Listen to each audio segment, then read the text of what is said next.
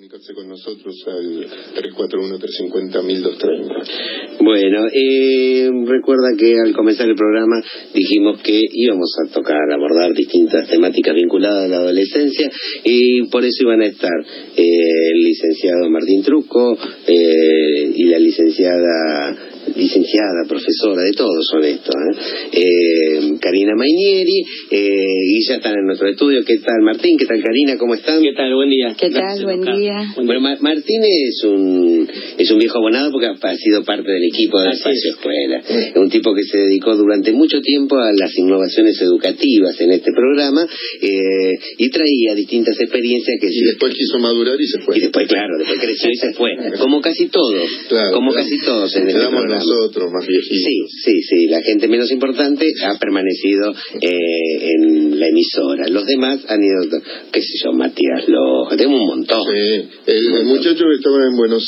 Aires, que estuvo al principio... Luciano Galende. Bueno, a ese lo hicimos famoso. Ese fue famoso a nivel nacional. A ese lo hicimos famoso, sí. En un momento dejaron de quererlo, pero no sé ahora, capaz que vuelve. Pero bueno, muchas gracias, Karina, Martín, por estar aquí, No, gracias a ustedes. A ustedes por invitarnos. ¿Cuál Bueno, era el tema? El tema es las adolescencias, o las distintas adolescencias, o los conflictos, o los intereses, o la manera de abordar las temáticas adolescentes. Nos preocupa demasiado por producto de que en la escuela permanentemente encontramos los conflictos, las nuevas formas de comunicarse, las nuevas formas de ver las cosas. Comenzamos el programa con esta polémica que surgió en un colegio de Salta del chico que se fue vestido en pollera. En realidad no fue tan así, en realidad intercambió la pollera y su pantalón con una compañera porque tenía calor y dijeron, bueno, no podés venir en short. Entonces dijo, bueno, el uniforme incluye pollera, en el caso de las mujeres yo me pongo una pollera.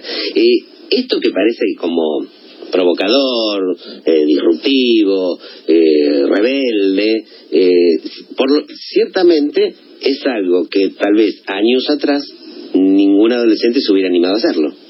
Tal cual, por el que dirán, digamos, ¿no? Ahora, a mí me parece de lo más creativo. Sí. De lo más creativo. Yo venía pensando, porque mientras venía escuchando y pensaba, digo, qué bárbaro, porque nos tenemos que hacer igual para que se acepte la diferencia, ¿no? Es como que tanto que está en el tapete el tema de la igualdad y demás, ¿no? Pero lo más fuerte acá, el pedido fuerte, es aceptar las diferencias, ¿no? Porque me tengo que hacer igual a la mujer, ponerme una pollera para que se enteren, digamos, para visualizar que el varón también tiene calor, digamos, claro, ¿no? Entonces, pensaba en eso, qué importante que podamos empezar a atender todo lo que sea distinto. Y no es solo el varón es distinto y la mujer es distinto. Todas las mujeres son distintas y todos los varones son distintos, ¿no? Pero bueno, es un tema que creo que estamos todavía como sociedad a un poco de años luz, digamos. Eso en las ¿no? escuelas se entiende, porque yo no me lo imagino haber hecho esto con el Curacolo Mitre en las garras, más allá de que no había redes y entonces no se podía manifestar, pero no me imagino ni pensar. Pero recuerdo un caso, recordábamos antes de comenzar el programa, de un caso también donde una chica no se le había permitido el ingreso con calzas, y ese día creo que fueron todos los compañeros, no sé si con calza, con pollera. Claro, sí. Acompañándola. Sí, también hay que ver otras cosas positivas. También recuerdo que esto puede parecer, no sé, entre comillas, que aparece como negativo, porque la idea es precisamente discutirlo. Recuerdo algunos ejemplos que también fueron sorprendentes. Una compañera no podía, estaba haciendo quimioterapia producto de su enfermedad y había perdido el cabello, y todas las compañeras se raparon. Es para acompañarla. Es decir, son muchos los emergentes que van apareciendo, y muchas las actitudes, la puesta en escena, el llamado de atención que hacen los adolescentes, y que tal vez antes, y nosotros decíamos al comenzar el programa, el adolescente tenía, digamos, casi como dos roles, es decir, por un lado eran hijos y por otro lado eran alumnos, y ahí se acababa. Y terminaban en dos ámbitos muy específicos, la familia, la casa y la escuela. Uh-huh. Y hoy en día es como que hay otros escenarios donde son protagonistas, donde participan.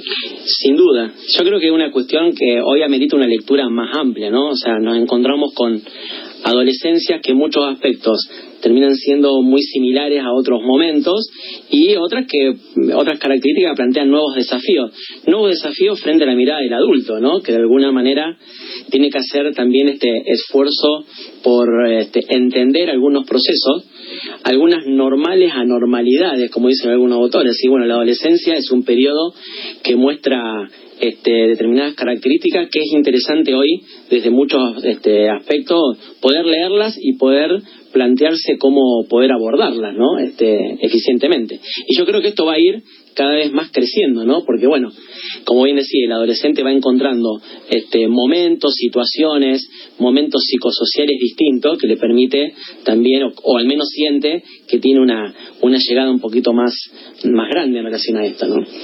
Ahora, cuando ustedes trabajan en escuela media, trabajan en nivel superior, en realidad estas nuevas adolescencias, estos nuevos modos, chocan, se complementan, son absorbidos, son comprendidos, encuentran respuesta favorable o negativa por parte de aquellos que son los encargados de educarlo, es decir, los padres y los docentes. ¿Cómo reaccionan ante esto? Mira, yo creo que, me parece a mí, ¿no?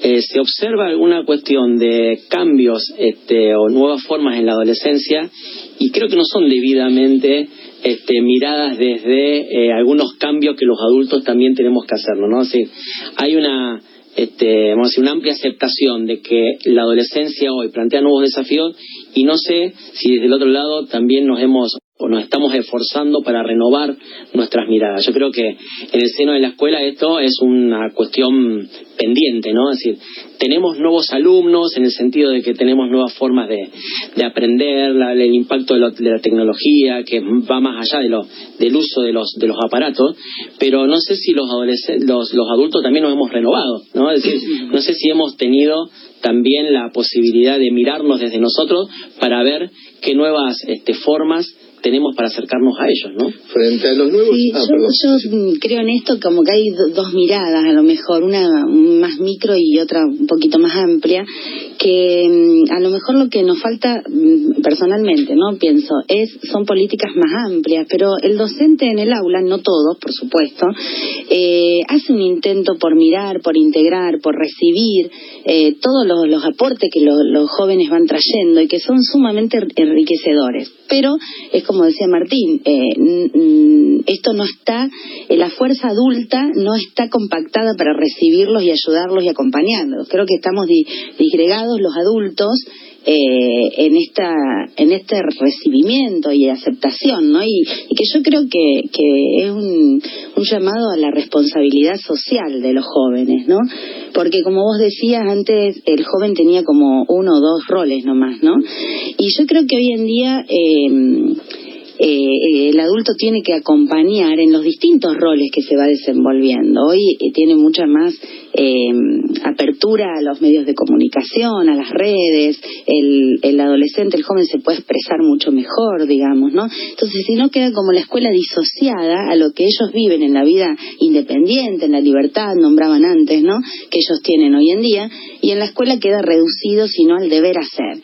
Y yo creo que hoy en día ya la escuela no es ese lugar donde que se utilizaba antes más en la modernidad de vigilar y castigar, digamos, ¿no? Que hoy en día la escuela, si bien los docentes hacemos un esfuerzo muy grande porque lo edilicio tampoco acompaña, yo creo que hay intentos por aceptar la pluralidad, la multidisciplina. Lo que pasa es que, bueno, a lo mejor no es lo oficialmente expuesto, digamos, ¿no? Ante estos alumnos nuevos, ¿las normas quedaron viejas? Uno puede analizarlo así, ¿quedaron atrasadas las normas en los distintos establecimientos frente a los cambios y hasta esta libertad que tienen los chicos que uno lo mira hasta con cierto grado de envidia, ¿no? Porque no la teníamos nosotros, o sea, nosotros estábamos muy encorsetados, es verdad, o sea, y éramos muy obedientes, creo que nos encasillaban en determinados lugares y nadie decía nada, lo hacíamos, pasaba el tiempo y era así. En cambio ahora no, ahora se rebelan, ahora se muestran, tienen mucha más libertad, bien, regular, mal, no me corresponde a mí decirlo, pero hacen uso de esa libertad. Nosotros no lo hacíamos, ni siquiera nos dábamos cuenta que podíamos tenerla a lo mejor, y las normas a veces me da la sensación de que quedaron como atrasadas, como que siguen siendo un freno ante esa libertad que tira para el otro lado. Sí, quizá a lo mejor, bueno, me parece que tiene que ver con esto, ¿no? Estas adolescencias plantean nuevos desafíos, tenemos que ir hacia acuerdos mínimos, o sea, este esfuerzo que hace la escuela de hablar de la convivencia, más de las normas de disciplina, porque en el fondo es una cuestión en donde logramos algunos acuerdos para estar un poco mejor todos juntos, ¿no? Y que no una cuestión únicamente desde algo caprichoso y simplemente, bueno, tratar de ayudarlos a que puedan aprender que hay algunas cuestiones que hay que respetar simplemente porque de esa manera podemos estar mejor nosotros, todos, ¿no? Todos los que convivimos en el ámbito de la escuela.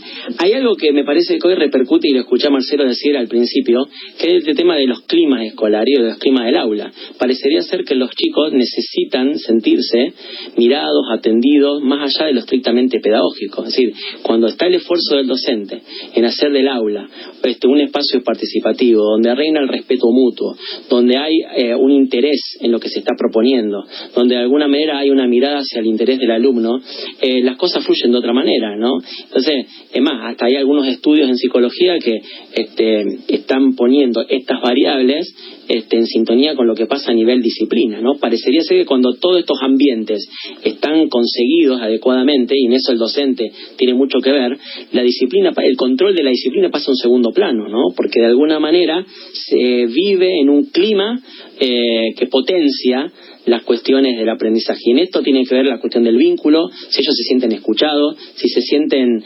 aceptados, que hay mucha diferencia entre aceptación y estar de acuerdo con, aceptado en sus adolescencias, aceptado de que a veces tienen cosas para decir, que tienen sus críticas, y no una crítica hacia el docente como persona, sino tienen una apertura también y una libertad para poder hablar de ciertas cosas.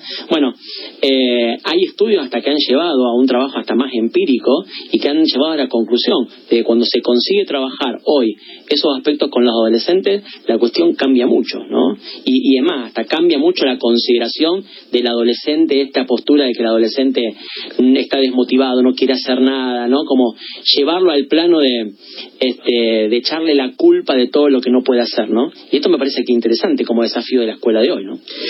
Vamos a un pequeño corte, pero antes le dejo una inquietud. Hace un par de meses, un domingo a la tarde, se me ocurrió, hice una maratón de Luis Sandrini y me vi las tres al hilo, el profesor hippie, el profesor patagónico y el profesor tirabomba, así, en esa secuencia. Es década del 70, yo era pequeñito cuando estaba en esa, estaba muy lejos de estar en la escuela secundaria todavía. Y aparece siempre lo mismo, el profesor que es cómplice, compinche, que los escucha, que atiende problemas, pero pasaron 50 años casi.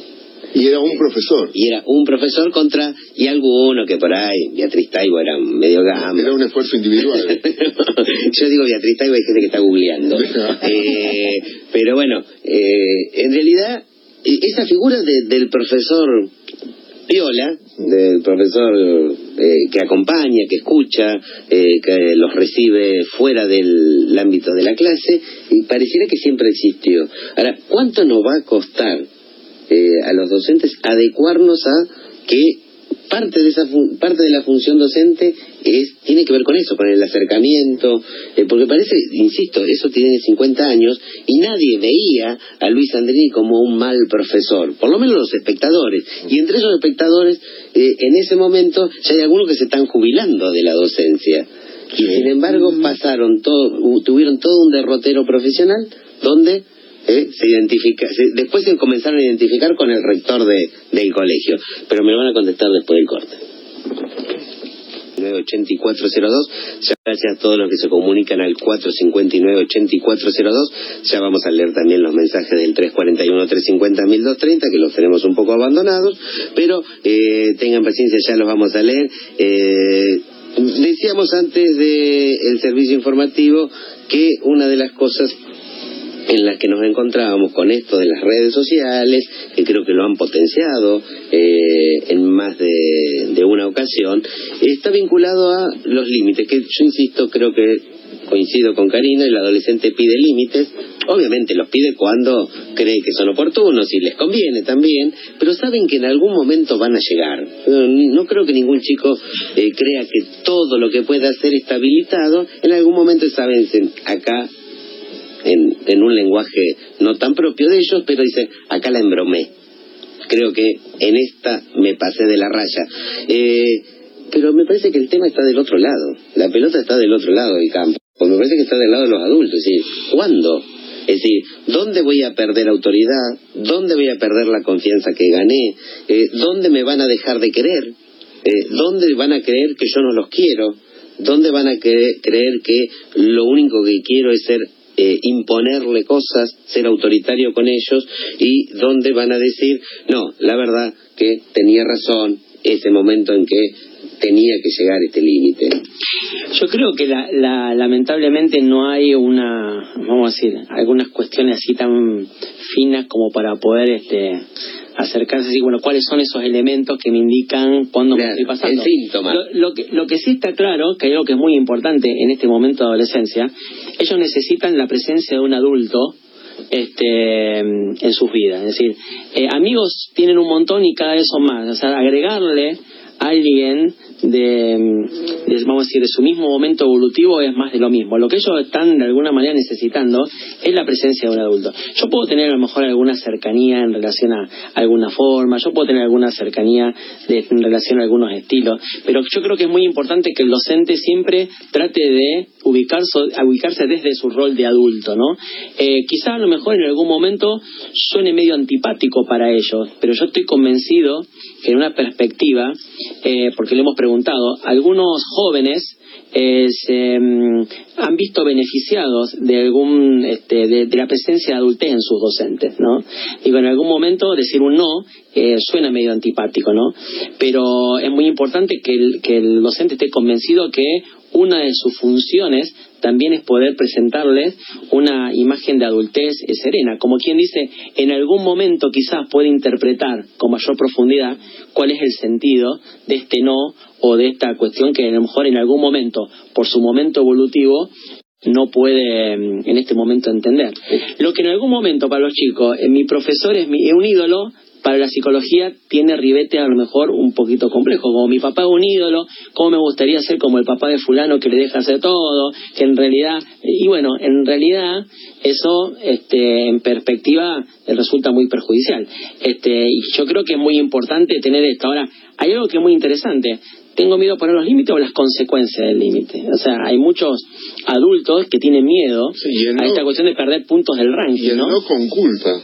Exacto. Porque muchas veces el hecho de que uno no haya podido hacer determinadas cosas en la adolescencia hace que lo deje hacer al chico. Porque yo no las pude hacer. Son extremos, es como diciendo, bueno, me siento culposo. El adolescente me dice, pero me dices que no. En realidad, en esto te he dicho que no, porque indudablemente a lo mejor hay algunas cuestiones y alguien tiene que ejercer esa función de cuidado. Pero en muchos aspectos sí. El no, que es caprichoso, se torna algo sin sentido y de alguna manera eso va en contra de la autoridad. Pero en algún momento puedo decir, profesor, ¿me puedo ir 10 minutos antes? Y mira, no, porque en realidad hay algunas otras cuestiones. El adolescente no ve la hora, muchas veces está cansado y no entiende otros aspectos que están en esta. Entonces, eventualmente, en algún momento hay que ejercer esta función de cuidado con serenidad, ¿no? Sí, yo creo también que el adulto, tanto el docente como los padres, también tienen que conectarse en ese momento con el por qué el no, por qué el límite, ¿no? Porque si no nos conectamos con esto, con que perdemos el ranking, con que perdemos la confianza, y sin embargo el límite, el no, enseña, ¿no? El chico aprende que aunque papá o mamá o el docente le diga que no deja de quererlo.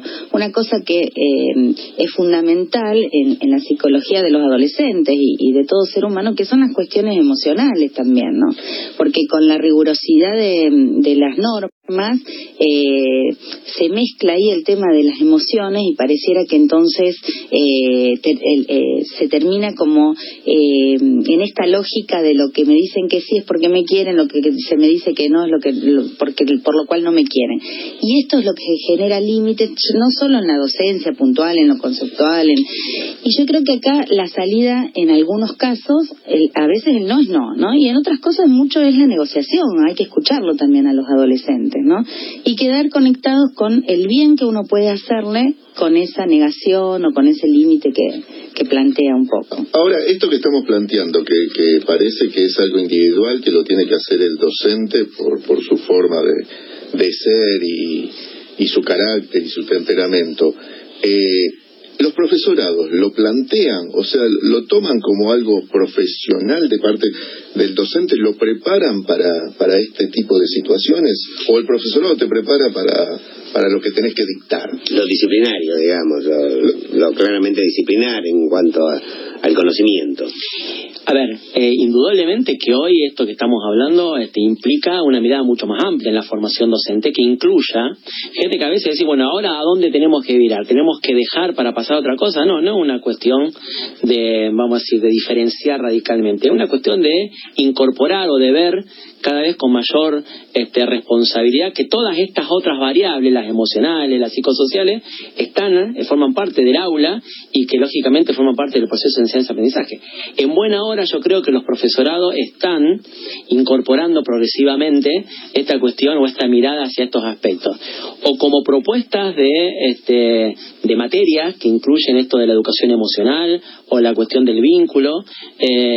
Lo ideal sería también que no quede solamente como un discurso conceptual, sino que se lleve a experiencias prácticas, que se lleve a experiencias también de evaluación a la hora de las residencias, es decir, no solamente la cuestión de cómo se da la clase, del contenido es importante, sino que también se incluye todo lo demás, que de hecho terminan siendo muchas veces las variables de mayor peso a la hora de dar cuenta de la consecución de objetivos académicos. O sea, parecería ser que el docente sabe mucho, dicen algunos alumnos, pero no llega,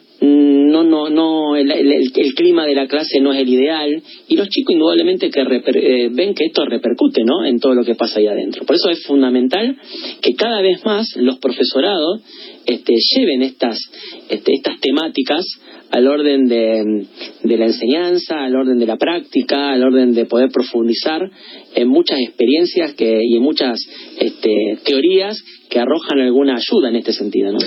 Ambos trabajan en nivel medio y en nivel terciario y universitario. Los dos trabajan en un instituto en particular, juntos en el 9232, el Instituto Don Bosco, es un profesor de filosofía. Ya hemos traído a varios integrantes. Recién decías, bueno, muchos institutos del profesorado, es decir, la formación del profesorado hace hincapié en esto y se están preocupando por esto. Ahora, también hay una sensación que en los institutos de formación docente, muchas veces el seguimiento, los que son los docentes de práctica, los jefes de práctica docente, aquellos que están encargados de ver cómo, en definitiva, bueno, ahora viene la residencia, a ver cómo dan clase, y a veces parece que no fuera fundamental. Es decir, me queda una sensación, lo he visto más de una oportunidad, aún hablando con alumnos, dice, sí, bueno, la práctica es...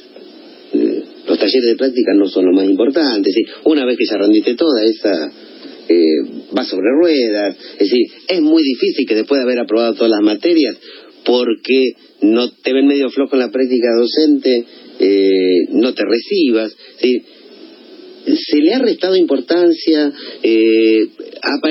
aparecería como que bueno, que ya es un camino que se dio y bueno, se tiene que cerrar y convertir a estos alumnos en docentes. Es decir, eso lo visualizan, lo ven, les parece que ¿se le ha quitado algún tipo de importancia a la práctica docente? A ver, indudablemente que hay experiencias muy valiosas en este sentido y creo que, bueno, lógicamente también marca una diferencia.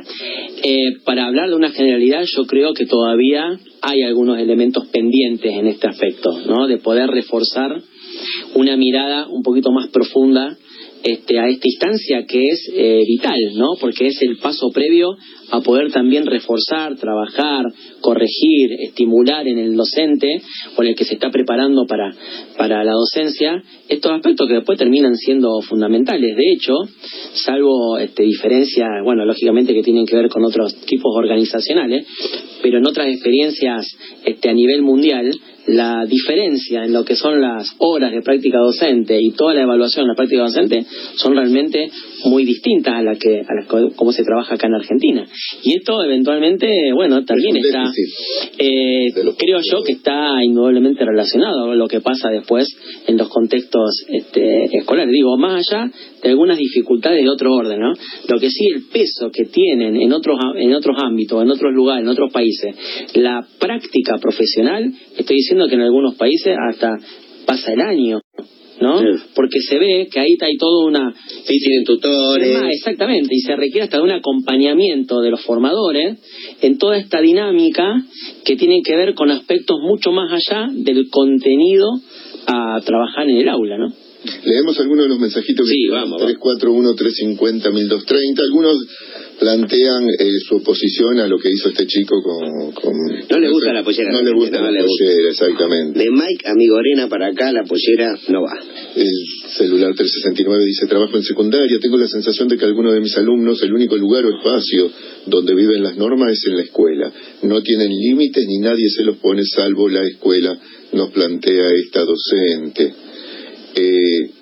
Bueno, aquí nos llegaron siempre tenemos el discurso político, partidario. Sí. El 129 muy interesante, el tema bajo debate. Coincido con la visión de los profesionales. Hoy normativamente se contemplan ampliamente el derecho de los jóvenes, derecho a ser oído y que su opinión sea tenida en cuenta. Las opiniones o pareceres de nuestros alumnos, sus distintas formas de expresión, aun en casos en que no resulten certeras, son una manera de explicar cómo ven el mundo y no menos válida a la de un adulto. Parte de nuestra función docente es tomarlas en cuenta para acompañarlo en sus necesidades e incluso como forma de estimular su inteligencia emocional, nos plantea esta docente desde el celular 129. El celular 028, soy de las históricas, maestra normal nacional, recibida año 67 en el Santísimo Rosario. Guardo un grato recuerdo de esa escuela, nos plantea el 897. Cuando escucho eliminar roles, no los entiendo. Los padres primero, la escuela después. Las abuelas y las maestras, todos, los mayores, tenemos que guiar a nuestros niños. Y si un varón quiere vestirse con faldas, y como hacen muchas mujeres, quisieron ponerse un pantalón, dejemos que cada uno se vista como quiera. Son etapas, plantea esta persona. Bueno, ahora viene esa ropa que vos decidís qué género tiene, digamos. Se promociona por televisión, ¿no? A través de para comprar por internet, todo. Dice, bueno, vos elegís, vos comprás y es ropa para cualquier género. El celular 883, si solo se propicia orden, límites y convivencia en el colegio y no en el resto de la sociedad, todo resulta muy difícil, plantea esta persona. Ahora, hay docentes que, digamos, intentan o tienen como objetivo este acercamiento, que haya determinada fluidez en la relación con sus alumnos. Ahora, ¿no notan ustedes que por parte de algunos colegas, esos docentes, de alguna manera son acusados de flojos, de que adolecen algún tipo de flojera, y con comentarios por demás de rigurosos a veces hasta despectivos?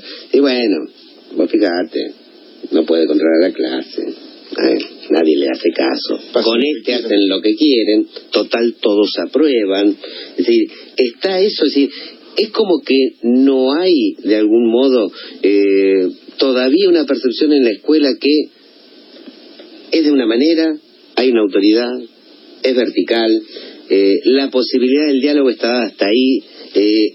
Se da con algunos docentes en particular porque dicen, bueno, esto, es decir, vos tenés un problemita, hablalo con tal, no hablalo con cualquiera, hablalo con tal, porque es el que se encarga de esto, de alguna manera de la flojera. Yo creo que romper con los compartimentos estancos, ¿no? De esto de que cada materia tiene su conceptualidad y que hay que cumplirla y que las evaluaciones son una evaluación a la memoria, digamos. Romper con todo esto, sí, sin duda, no es bien, no es aceptado por todo el mundo, digamos, pero yo creo que salirnos de la franja esta donde cada alumno mira la nuca del otro y ponernos en ronda y pasan docentes por los pasillos, yo creo que hay de todas las versiones. Hay quien lo acepta un poco más, hay quien si no están en orden y en silencio parece que la clase no se diera, y al contrario, yo creo que los chicos aprenden mucho más cuando están activos, charlando, compartiendo, puestos en grupos, no solo o en rondas, ¿no? Y sí, esto no es bien visto por todo el mundo, por supuesto, ¿no? En realidad, a ver, yo creo que son extremos. Tener una autoridad y que de alguna manera las cosas puedan, ahí adentro del aula, puedan fluir de distinta manera y que haya orden, aunque no sea esta cuestión del orden entendido como estar todo en silencio, es una cosa. No estamos hablando de, bueno, no hacen nada, aprueban. Bueno, en eso indudablemente hay algo ahí que hay que corregir, tampoco se está haciendo bien. Yo estoy hablando de esos docentes o esas aulas en donde hay una autoridad, hay un buen clima de trabajo, lo que no significa que estén todos absolutamente en silencio, donde fluye la palabra, en donde hay acuerdos de respeto. En esos casos, muchas veces son resistidos, ¿no? Y ahí entramos a lo mejor desde la psicología en algunas cuestiones más complejas. ¿Por qué son esas? ¿Por qué veo en el otro algunas cuestiones que a lo mejor a mí me gustaría tener o a mí me están costando, ¿no? Pero bueno, yo creo que indudablemente ese camino, conseguir autoridad sin ver resentida el vínculo. Nosotros tenemos la experiencia de tener casos donde existen esas aulas, donde, insisto, hay autoridad, donde los docentes proponen, donde circula la palabra, en donde los alumnos le encuentran sentido a lo que se hace ahí adentro, y los alumnos saben, los alumnos de alguna manera cumplen los objetivos, y de nada estamos hablando de docentes que son flojos, o de docentes que eventualmente miran para el otro lado, o las aulas se convierten en algo donde todo el mundo hace lo que quiera, ¿no? Pero bueno, sin duda que es el camino más complejo. Exacto, y también en el contenido, ¿no? Porque planteada la educación, donde el docente tiene algo para decir, para que los chicos incorporen, es importante que estén quietitos, calladitos y escuchando al docente. Pero si entendemos hoy en día que el objetivo de la educación justamente es construir conocimiento, donde todos aportamos, donde podemos dialogar, donde podemos escucharnos, donde podemos elegir de qué manera tener este punto de vista o aquel sobre algún tema que se plantee, vamos a revalorizar también la tarea que hay en el aula, y la tarea requiere movimiento, porque si no es escuchar y ser pasivo a la hora que escucho al otro, digamos, ¿no? Yo creo que es importante pensar el conocimiento hoy en día como una construcción social, ¿no? Y en el aula es la célula mínima donde hay que, claro, tal cual. Vamos a un pequeño corte y después seguimos conversando con Martín y Karina del Instituto del Profesorado San Juan Bosco. Gracias por comunicarse. Mándele saludos a Susana porque habló de usted y habló bien de usted, así que... Feliz cumpleaños, Susana, y gracias por hablar bien de mí, que no ocurre habitualmente. ¿Está bien? Tal cual. La autoridad se construye en la interrelación, nos dice Silvana, conocimiento disciplinar, área perspectiva del contexto comunitario y la centralización del grupo escolar. Imprescindible, lo demás se hará solo, dice.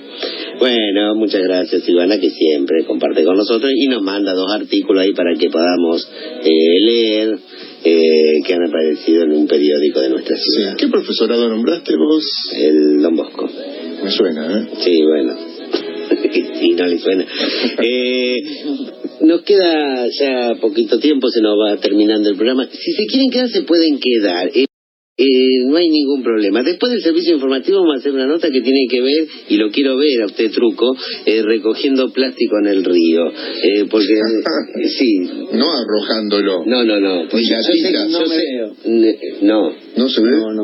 No es de la ecología. Es un tema que no lo aborda usted como docente. No, sinceramente lo debería, pero no me veo, cuando usted me dice en el río, no me veo en ese momento arriba de la... Al río va solamente ahí cerca de Avellaneda y Génova. Exactamente, ahí tengo una visión desde la platea alta. La platea que da el río es... Exactamente. Usted que está siempre de espaldas al río. Exactamente. Usted tampoco va al río y anda con la bolsa jugando, o sí lo hace. No, yo no. Yo no. El instituto, cuénteme, ya vamos al informativo. Sí, ya lo vamos a hacer. Bueno, pero le agradecemos a Martina, a Karina, que ha estado con nosotros, son docentes del Instituto Superior Don Bosco, allí de Presidente Roca 150, que tienen 2 carreras. Sí, profesorado de filosofía, tecnicatura superior en electrónica. Sí, hemos recibido varios docentes de filosofía y profesores de filosofía que hemos abordado distintas temáticas. No es que haya un convenio, no es que haya, pero como los conocemos, como son amigos, siempre nos mandan algún especialista para hablar de estos temas. En este caso son 2 personas que ya han venido. Karina ya estuvo en un par de oportunidades, me parece Martín es de la casa, así que bueno, los vamos a seguir invitando para abordar estos temas que sé que a la audiencia le interesa, siempre demuestra interés. Quedaron muchos mensajes y los vamos a leer en la próxima. Los vamos a leer, pero después ya el ingeniero es el ecologista de esta mesa, entonces nos vamos a internar en el tema de un río más limpio. Va a estar Clara Mitchell, una ingeniera que también ha estado ya en este programa, que está con todas esas movidas por demás interesantes, y que me parece que no va a visitar el río en los mismos días que va a Truco. Déjeme decir... Mañana va el río de la Plata, ya en Núñez. Exactamente. Claro. Exactamente. Mañana vamos con los canallos. Sí, es un enfermo. Sufrimos juntos. Estoy mirando la página donboscorosario.com.ar. Todos aquellos que quieran tener información sobre las carreras que se dictan en la parte institucional, el campus virtual, la biblioteca, bueno, se pueden contactar donboscorosario.com.ar. Fíjese, acá me aportan Silvana, dice, mire que tenemos un amigo en común que podría ser filosofía y folclore, que sería Fabián Ciampechini. No sé si no lo vamos a traer a hablar de música y filosofía. Porque él es profesor de filosofía y profesor de música. La adolescencia, seguramente. Es un eterno adolescente. Ahora nos vamos al servicio informativo de Radio 2, pero antes de agradecerle, muchas gracias a ustedes. Gracias. Muchísimas gracias, Karina.